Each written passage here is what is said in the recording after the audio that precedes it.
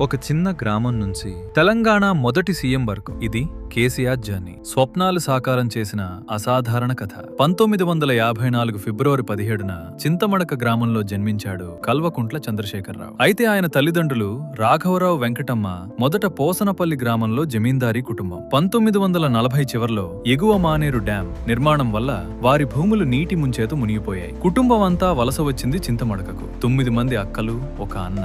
సాధారణ జీవితం మధ్యలోనూ చదువు, సాహిత్యం, రాజకీయాల పట్ల మక్కువ పెంచుకున్నాడు కేసీఆర్. సిద్దిపేటలో డిగ్రీ, ఓస్మానియాలో తెలుగు ఎంఏ పూర్తి చేశాడు. సాహిత్యం, చర్చలు, సినిమా స్క్రిప్టులు, రాజకీయాలు అతని రక్తంలోనే ఉన్నాయి. ఆయన చెప్పే కవితలు, పాడే పద్యాలు ఆయనకే ఆయన సాటి. కాంచె భూమిసురుడు అంబర చుంబి స్థిరస్సర జరి పడల మోరు మోర్లుట దబంగ. 1969 ఏప్రిల్ 23న శోభతో పెళ్లి జరిగింది. పెళ్లి సమయంలో చంద్రశేఖరరావు వయసు కేవలం 15 ఏళ్లు. శోభ వయసు చాలా తక్కువగా ఉండేది. 1970లలో యూత్ కాంగ్రెస్ తో రాజకీయాల్లోకి వచ్చాడు. 1983లో టీడీపీలో చేరి సిద్దిపేట నుంచి 4 సార్లు ఎమ్మెల్యే అయ్యాడు. డ్రాఫ్ట్ మరియు రిలీఫ్ మంత్రి, ట్రాన్స్పోర్ట్ మంత్రి, అసెంబ్లీ డిప్యూటీ స్పీకర్ పదవులు చేశాడు. 2001 ఏప్రిల్ 27న తెలంగాణ అన్యాయం చూసి టీడీపీ నుంచి రాజీనామా చేశాడు. ఎమ్మెల్యే, డిప్యూటీకర్ పదవులు వదిలేశాడు. అదే సంవత్సరం తెలంగాణ రాష్ట్ర సమితి టీఆర్ఎస్ స్థాపించాడు. 2009లో 11 రోజుల నిరాహార దీక్ష సమయంలో ఖమ్మం సబ్ జైల్లో బంధించారు. 2014 జూన్ 2న